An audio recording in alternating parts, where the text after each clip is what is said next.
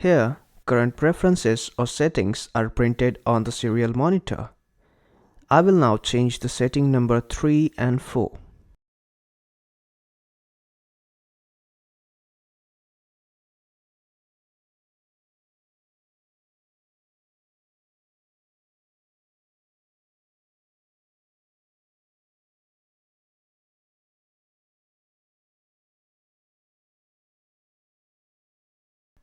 It has been changed.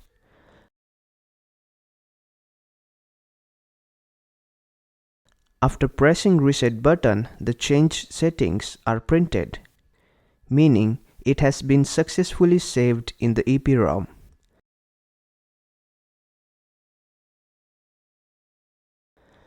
After disconnecting and reconnecting the USB cable, the changed settings are printed again.